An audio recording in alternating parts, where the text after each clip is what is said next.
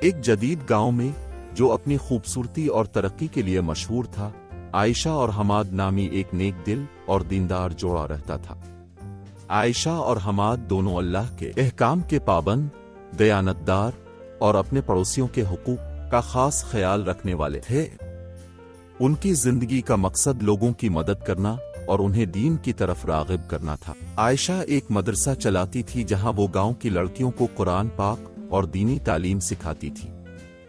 وہ نہ صرف علم دین دیتی تھی بلکہ اپنے اخلاق اور رویے سے بچوں کو یہ سکھاتی تھی کہ کیسے ایک اچھا مسلمان بنا جائے۔ حماد ایک کاروباری شخص تھا، لیکن وہ ہمیشہ اپنے کاروبار میں ایمانداری اور انصاف کا دامن تھامے رکھتا تھا۔ اس کا گاؤں کے لوگوں کے ساتھ رویہ ہمیشہ نرم اور مہربان ہوتا تھا، چاہے وہ کاروبار کے معاملات میں ہوں یا عام زندگی میں۔ ایک دن گاؤں میں ایک نیا خاندان آیا جن کا نام زینب اور سلیم تھا۔ وہ دونوں اپنے چھوٹے سے بچے کے ساتھ ایک نئے مکان میں رہنے آئے تھے۔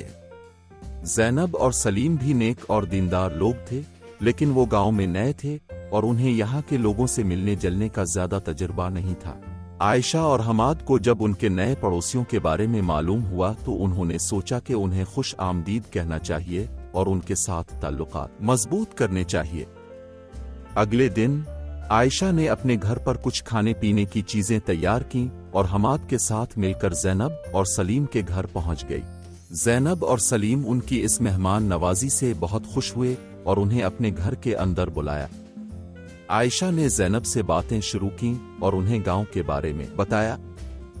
حماد نے سلیم سے ان کے کام اور یہاں کے ماحول کے بارے میں بات کی۔ اس ملاقات کے دوران عائشہ اور حماد نے زینب اور سلیم کو یہ احساس دلایا کہ وہ ان کے نئے پڑوسی ہیں اور ان کے حقوق کا خاص خیال رکھیں گے۔ آنے والے دنوں میں عائشہ نے زینب کو اپنے مدرسے میں آنے کی دعوت دی تاکہ وہ بھی گاؤں کی لڑکیوں کو دینی تعلیم دے سکے۔ زینب نے اس پیشکش کو قبول کیا اور مدرسے میں پڑھانے لگ گئی۔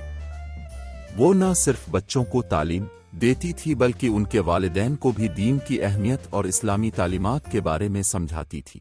ایک دن گاؤں میں ایک بڑا مسئلہ پیش آیا۔ گاؤں کے ایک حصے میں سیلاب آ گیا، جس کی وجہ سے بہت سے لوگ بے گھر ہو گئے اور ان کی زمینیں تباہ ہو گئیں۔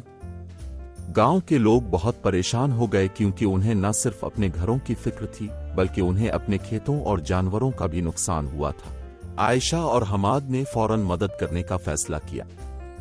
انہوں نے گاؤں کے لوگوں سے بات کی اور انہیں بتایا کہ یہ وقت ہے جب ہمیں ایک دوسرے کے ساتھ کھڑا ہونا چاہیے۔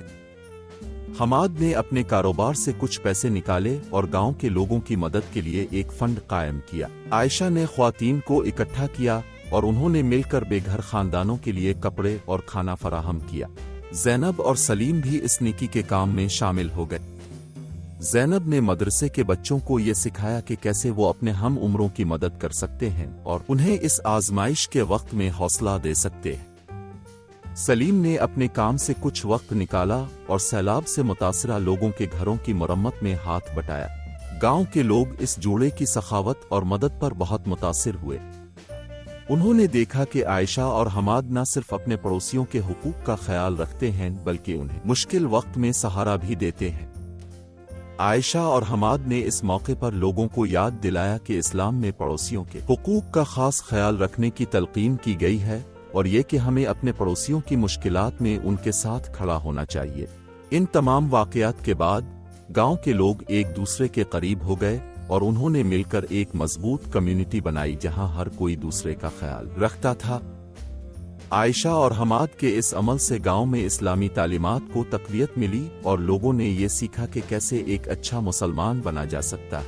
اخلاقی سبق: اس کہانی سے ہمیں یہ سبق ملتا ہے کہ اسلام ہمیں نہ